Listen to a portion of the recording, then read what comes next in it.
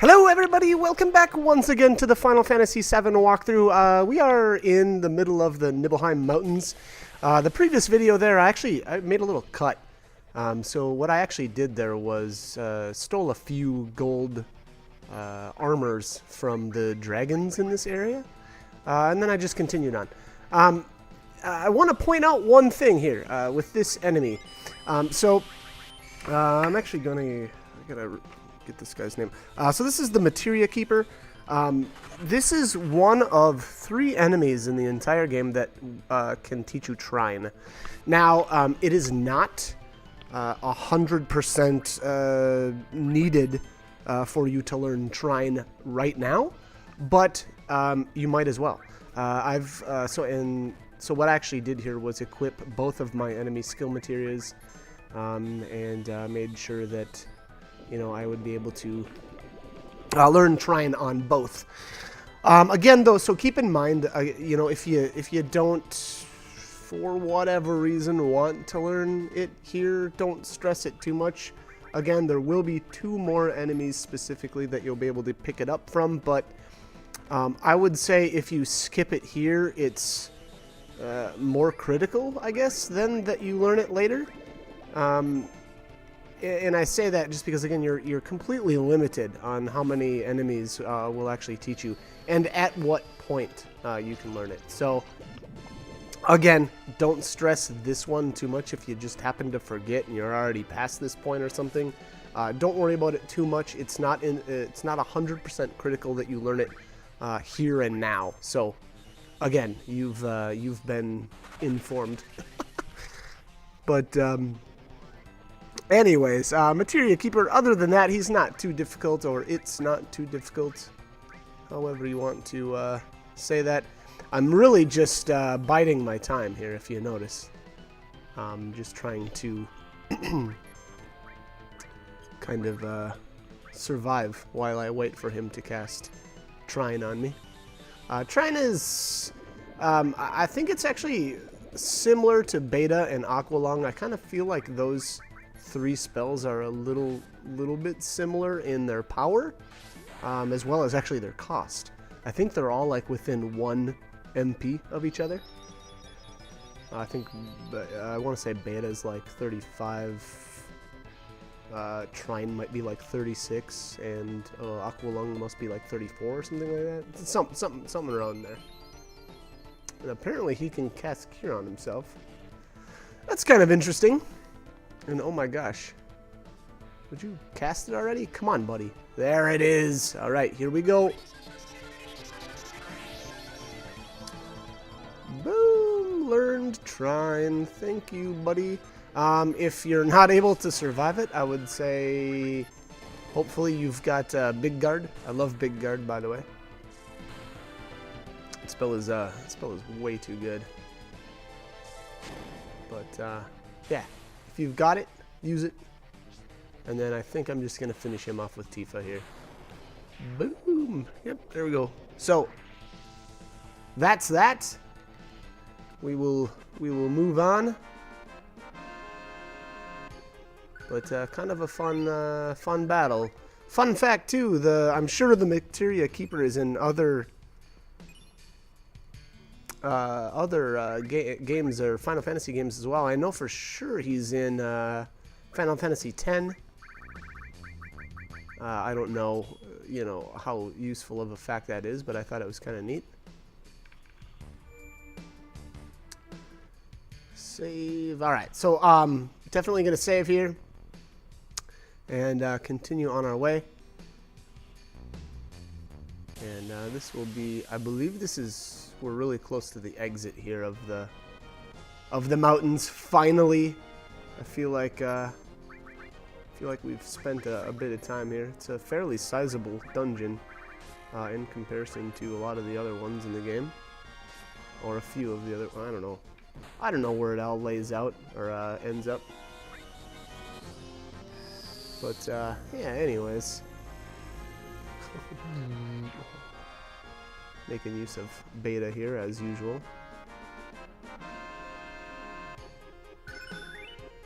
Man, those guys actually are worth a lot of AP. 102 AP for that group.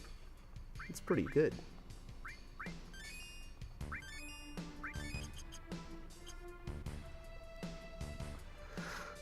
I'm not really sure why I'm holding on to Cloud's limit break. I could probably rip that off here pretty soon. But, alright, so where are we headed here? I think I'm kind of going the wrong way, to be honest. I guess I don't know if I'm trying to go to the coast specifically for something. Not really sure why. Probably looking for an enemy that is not actually there. These enemies here are super annoying. They can sleep your characters, as well as I think oftentimes what they'll do is put you to sleep and then keep casting like lightning spells on you, which again is pretty flippin' annoying.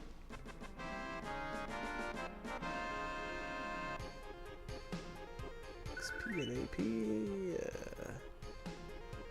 Okay.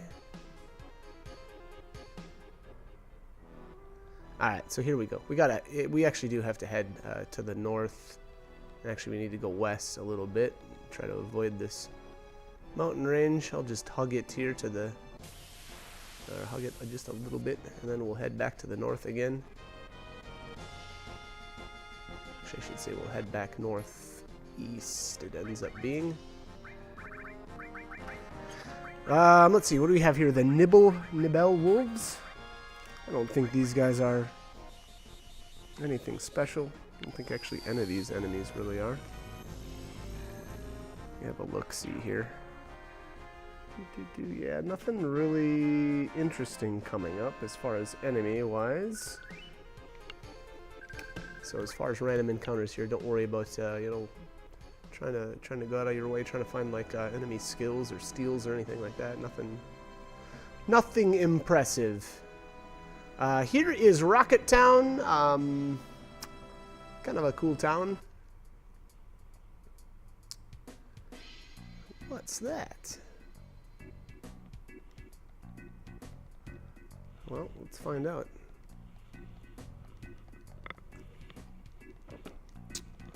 Okay, so here we've got what looks like a... wow, that thing looks like it's really gathered some moss over the years. So that's a... I assume why they call it Rocket Town, because there's a gigantic rocket in the back. Anyways, alright, so here's the weapon store. Again, if you're looking for a 100% item guide, make sure you buy a shotgun from here. Eventually, this shop will stop selling them, and you will be out. And then, actually, on top of that, I would definitely recommend picking up a set, or probably 2 more power wrists. I think at this point I already had one. I believe the bottom swell way back in Junin is the one that drops that. But the good thing about those power wrists is they give you +10 to strength. Now, that might not seem like much, but I find them to be fairly useful later on in the game once we finally get our morph materia. Now, I'll go over that, you know, more later on. I'm gonna do a decent morph guide at some point, most likely right after I get it. Because that is one hunk of materia that I absolutely love, and I will be taking full advantage of that once I do get it. But anyway, so like I said, definitely pick up the shotgun. If you've got the money, grab 2 more power wrists while you're here. Otherwise, you may have to make a return trip. If you don't have the cash, not a big deal. Again, you know, you can always come back here later on, and you know, then worry about it then. But I usually try to be efficient and not make like to try to avoid making return trips to places. But again, if you don't have the cash, don't worry about it. No sweat. And then this guy here, you need to talk to him. I believe it's twice, and then offer, or he'll say, hey, do you want to take a look at the rocket with me? And you just say yes. And the reason why you want to do that is actually he's got a weapon for Cloud. And here we'll see here. I think it's like the Yoshiyuki or something like that. Let's see here. I mean, it's kind of a hobby, out of appreciation. Let me give you this. There it is, the Yoshiyuki. I think that's it's only got 2 slots for materia, if I remember correctly. But I believe, actually, let me check here. I want to say it like powers up as your allies are wounded or something like that. Let me see here. Let's see if I can find it. Sword is used when ally is down. I assume that means when your allies are you know, dead or at 0 HP, however you want to say that. And there, as always, if you noticed, I bought 2 barriers. God, I hate when I do that. And I do it like every single time. I'm always used to the stores asking if you want to confirm. They're like, hey, are you sure you want to buy this? And like that happens for the, I believe it's like the items, the weapons, and the armor, but they don't do it for the materia. So I get into the habit of double clicking to buy things, and then I go to the materia store when I need new materia, and then I double tap, and it ends up buying 2 of whatever that materia is. So I ended up wasting so much money because of that.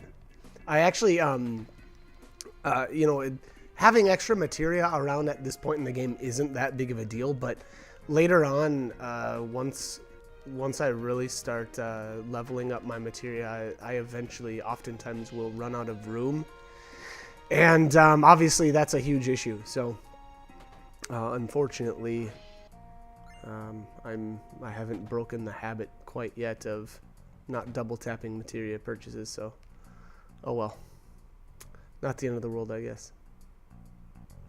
But all right, so I forgot at what point here you actually need to go. So my goal here was to progress far enough in the story to unlock the next Fort Condor battle, and that's exactly what I'm going to do right now. And so this is the I want to say it's the 5th battle.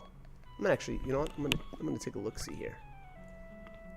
Let's pull up my reference here.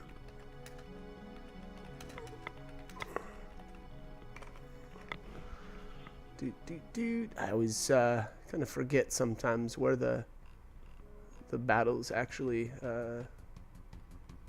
are at here. So let me see here. After choosing, no, this must be battle 6 actually. Yep, okay, so after you complete the Cave of the G, before talking to Shira in Rocket Town, and it'll say that you win 5 potions for this, but you actually get 5 high potions. So again, this must be battle 6 then, because I don't believe we've said anything to Shira yet. So again, actually here. Oh, weird.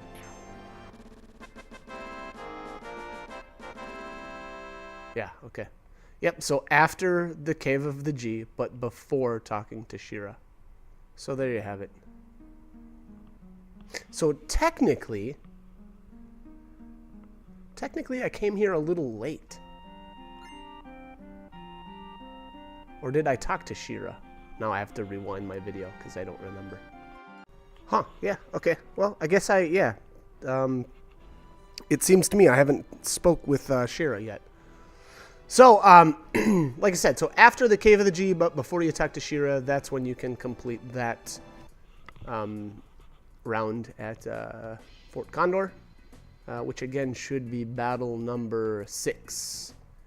And let's go talk to Shira. I think I'm saying that right. It's either Shira or Shara. One of the two. Oh, and I went into the wrong house. My bad.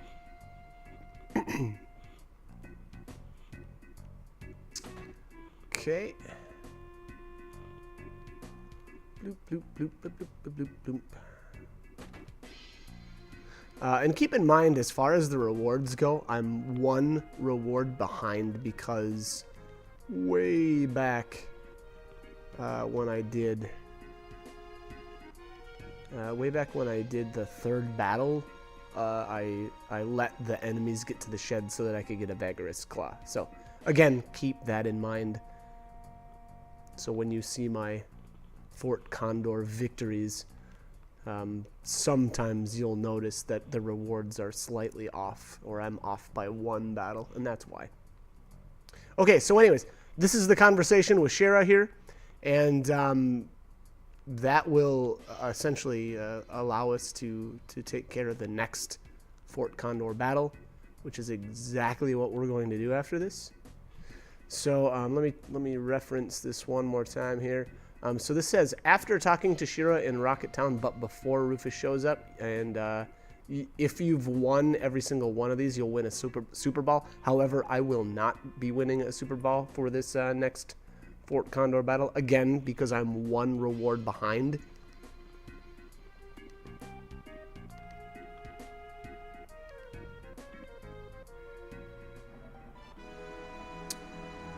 Alright, so I actually went out here and saved, and then I ran all the way back to Fort Condor again. And I gotta mention this one more time. If you don't want to run all the way back to Fort Condor, you know, at every single chance that you can, you don't need to. Really the only thing is it's going to get you the Super Ball a little bit faster. And so if you're not using Yuffie anyway, don't bother. And you even may want to reference whether or not you can get the Super Ball in other ways, because frankly, after the Magic Comb, which is the very, very first victory, there isn't a whole lot of reason for doing the Fort Condor battles at all. There just isn't. So, again, keep that in mind. I don't actually, the one thing I'm not sure on is if the Fort Condor guys run out of money, I don't know what actually happens. So maybe they need to, you know, maybe you need to keep funding them so that they don't lose to Shinra. And that's a danger. That actually is a legitimate worry. So maybe I'll take a look at what'll actually happen and report back probably in the next video or so. But anyway, as always, I hope this guide was helpful and hope you join me for more videos. Thanks for watching.